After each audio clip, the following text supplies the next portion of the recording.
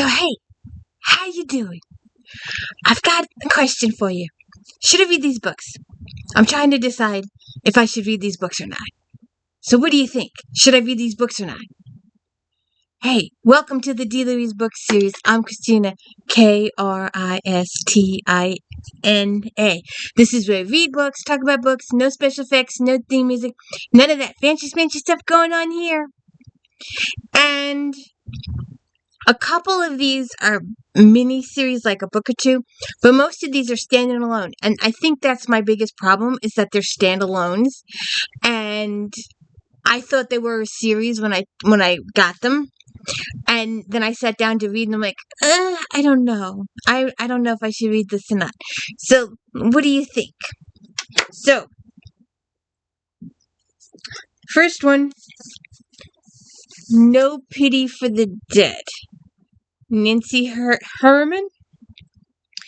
British-born Celia Davis runs a free medical clinic to assist the poor women of San Francisco.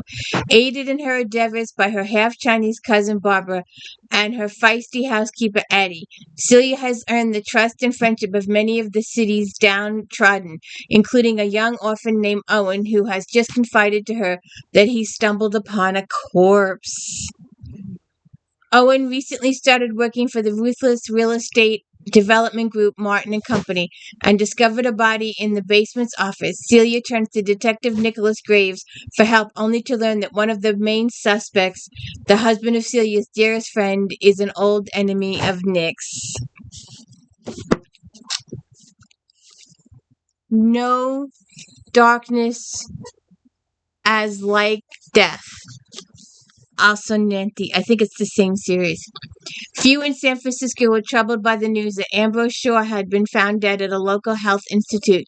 The prominent banker had recently turned to politics and was reviled by many for his incendiary views.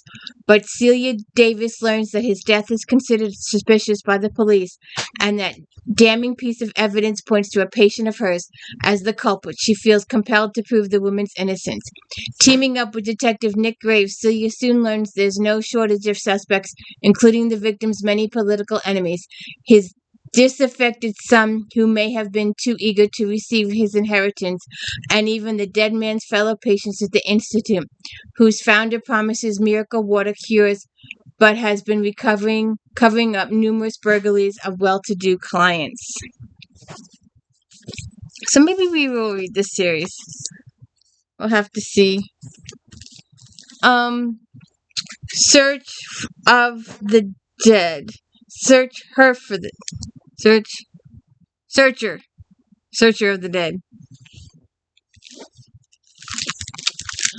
Living amid the cultural flowering, religious strife, and political storms of Tudor England, Bess Elliot is a herbalist, a widow, and haunted woman. She fled London after her husband was brutally murdered, but the bucolic town in the countryside where she lands will offer her no solace. She still doesn't know who killed her husband, but she knows one thing: the murderer is still out there. This becomes all too clear when Bess's brother-in-law, a prosperous merchant, is himself found dead, dangling from a tree, an apparent suicide. Bess doesn't believe that for a moment, and to her, nor do her neighbors. Competition is cutthroat in the 16th century, and the word around the town holds that the dead man is a victim of rival merchant shaming to corner the wool market. Bess, though, is convinced the killer is out to destroy her family.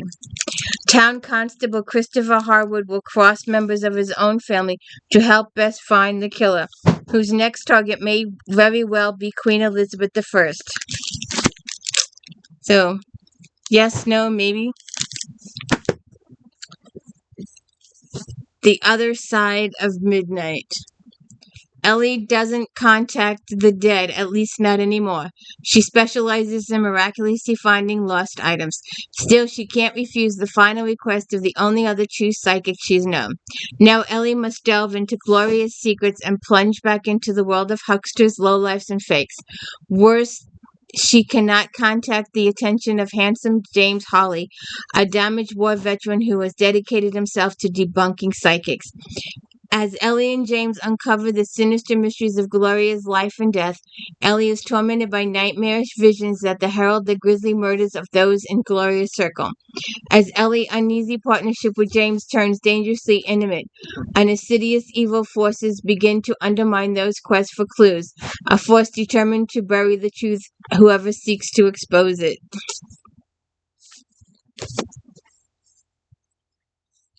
Silencing for the Dead. 1919, Kitty Weeks, pretty resourceful, ground to obtain a nursing degree at Portsmouth Naval Hospital. Soldiers left shell-shocked by the horrors of the Great War, hiding the shame of their mental instability in what was once a magnificent private estate. The patients suffer from nervous attacks and tormenting dreams. But something more is going on at Porter's house. Its plastering is clumping, its plumbing makes eerie noises, and strange breaths of cold waft through the empty rooms. It's known that the former occupants left abruptly, but where did they go, and why do their patients all seem to share the same nightmare, one too horrific that they dare not speak of it?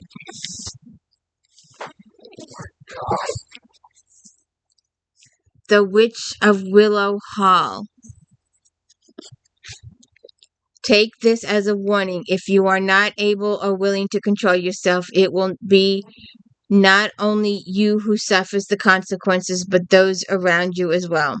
New Albury, 1821. In the wake of scandal, the Montrose family and their three daughters, Catherine, Lila, and Emily, flee Boston for their new country home, Willow Hall.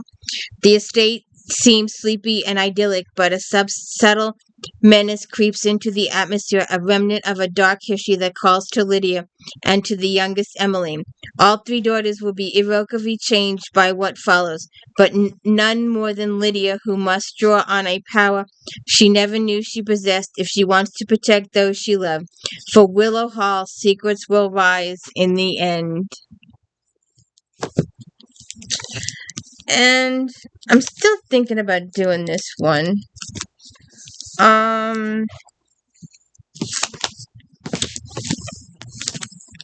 Where's I'm still thinking about doing this one. The Broken Spine, Dorothy St. James. True Dal Beckett, known to her friends as True, finds herself in a bind when her library in lovely Cypress, South Carolina is turned into a state-of-the-art bookless technology center. A library with no books breaks Trudy's book-loving heart, so she decides to rescue hundreds of beloved tomes slated for the town dump.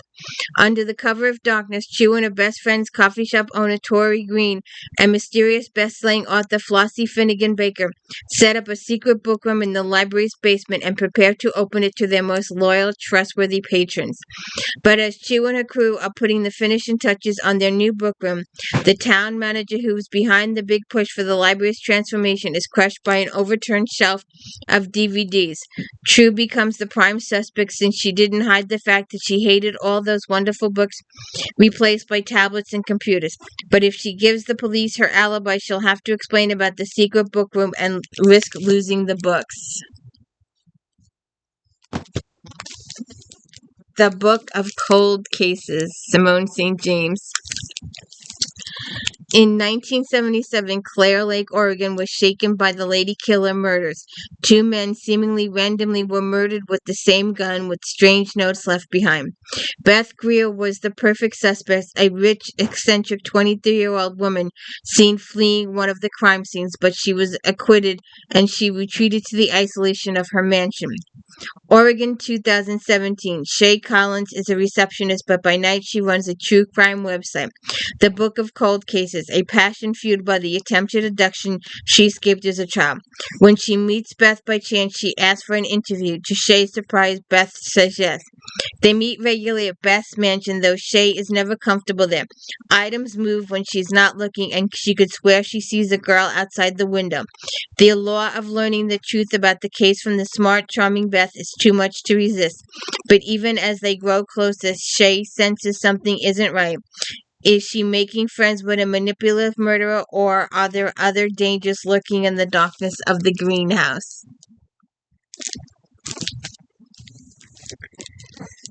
The last heir to the Blackwood Library. With the stroke of a pen, 23-year-old Ivy Radcliffe becomes Lady Hayworth, owner of a sprawling estate on the Yorkshire moors. Ivy has never heard of Blackwood Abbey or of the ancient bloodlines from which she's descended. With nothing to keep her in London since losing her brother in the Great War, she wearily makes her way to her new home.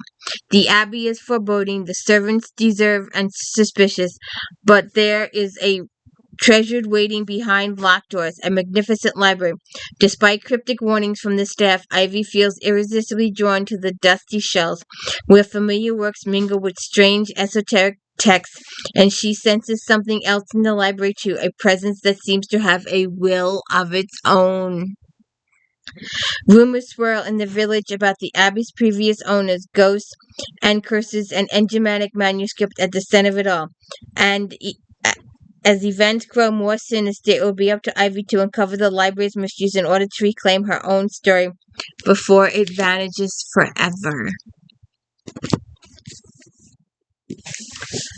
The Book of Thorns.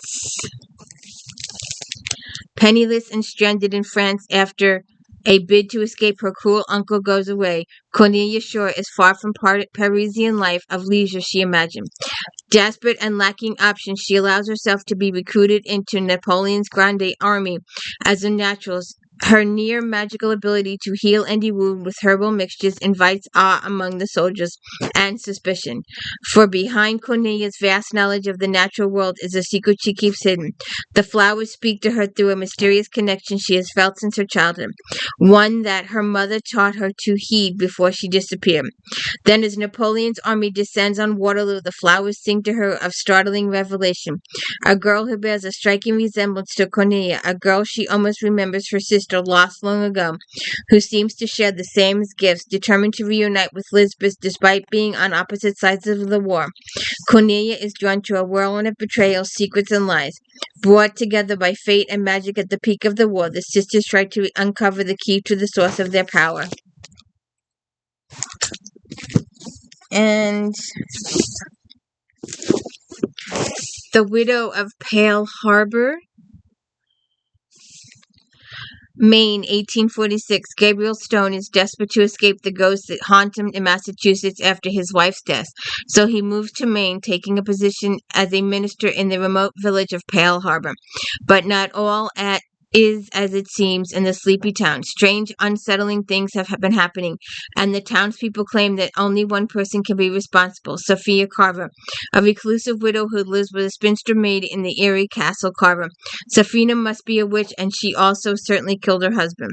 As the incidents escalate, one thing comes clear: they are work of twisted person inspired by the really popular stories of Mr. Edgar Allan Poe.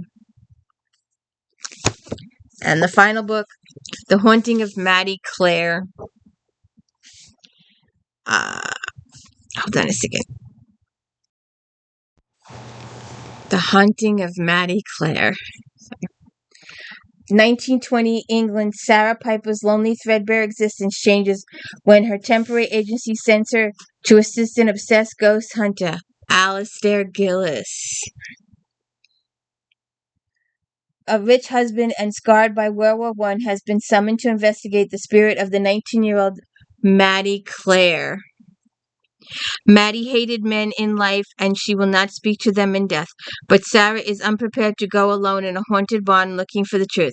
She's even less prepared for the arrival of Alistair's associate, rough, unsettling Matthew Ryder, also a veteran of trenches, whose scars go deeper than Sarah can reach.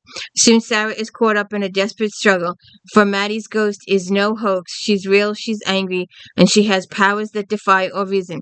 Can Sarah and Matthew discover who Maddie was, where she came from, and what is driving her desire for revenge before she destroys them all? So what do you think? Which one should I read? Which one will I read? And if I do read it, it'll show up on the channel in a couple of days. So tune in to find out which one I read, because I don't know which I'm gonna read yet. So let me know. Have a good one. I forgot the last two books. And these are a little on the different side. I completely forgot them. Battle and Blood. Isidore de Lara considers her wedding day to be her death day. To end a years-long war and protect the people of her kingdom, she is to marry the Vampire King, Adrian Vasily, and kill him. But her assassination attempt is thwarted, and Adrian warns her that if Isidore tries to kill him again, he will raise her as the undead. Faced with the possibility of becoming the thing she hates most, Isidore seeks other ways to defy him and survive the violence and political mechanisms of Adrian's brutal vampire court. Except it isn't the court she ends up fearing the most. It's Adrian and her intense attraction to him, wrapped in mystery and a past he refuses to discuss. Adrian nonetheless starts to become less of a monster to Isabel. Despite their undeniable chemistry, Isabel can't help but wonder why the king, fierce, complicated, ambitious, and at times inexplicably tender, chooses her as the consort. The answer will rock her world. And this last one, Charming. He comes from a long line of charming and illustrious family of dragon slayers, witch-finders, and killers dating back to before the fall of Rome, trained by a modern-day version of the Knights Templar monster hunters who have updated their methods from chainmail and crossbows to Kevlar and shotguns.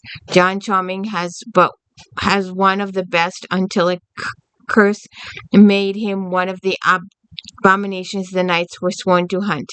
That was a lifetime ago. Now John tenders bar under an assumed name in rural Virginia and leads a peaceful, quiet life. That is until a vampire and a blonde walk into his bar. That's it. Have a good one.